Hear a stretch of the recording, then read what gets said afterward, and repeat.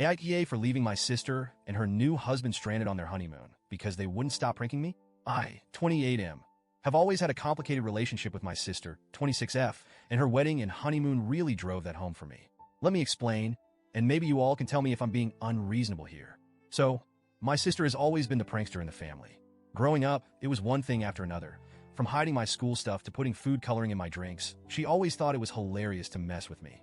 I'll admit, I usually went along with it. I figured it was harmless, and I didn't want to be the stick-in-the-mud older brother. But things started crossing a line as we got older. Pranks got bigger, sometimes embarrassing, sometimes actually inconvenient, but I usually just brushed it off. Flash forward to her wedding.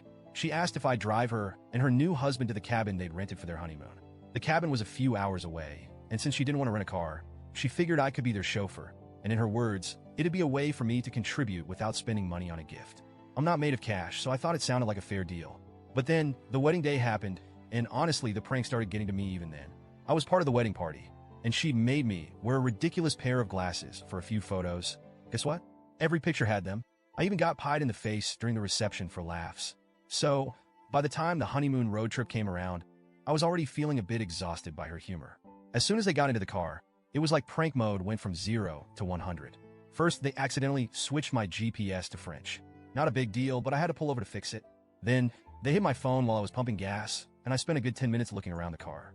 When I finally found it in the glove compartment, they were in the back seat, practically crying with laughter. "Come on, man. Can't you take a joke?"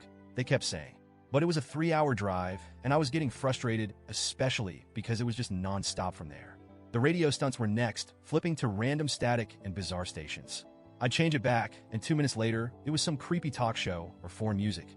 "Just relax," they kept saying. "It's supposed to be funny." But it was hard to enjoy when I was constantly on edge, wondering what was coming next. When we finally made it to the cabin, I was more than ready to say goodbye. But they wouldn't let me leave right away. "Come inside, check out the view," they insisted. And look, I love my sister, so I thought, fine, I'll go in, have a snack, and then I'll be out of here.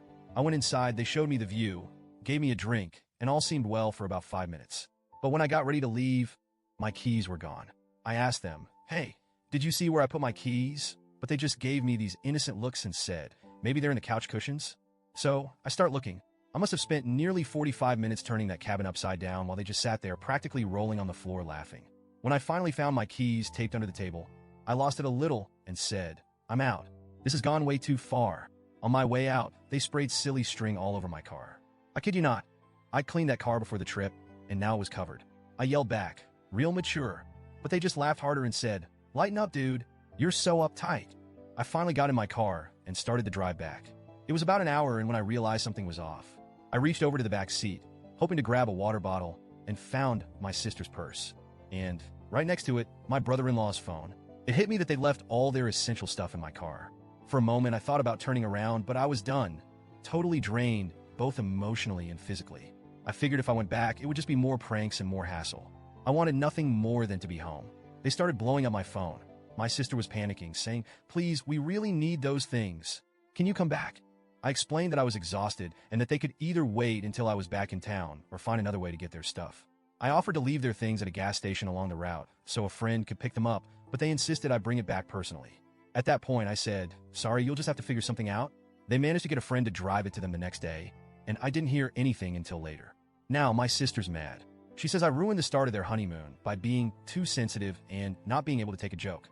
She thinks I'm overreacting, that it was all in good fun, and that I made things worse by not bringing their things back immediately.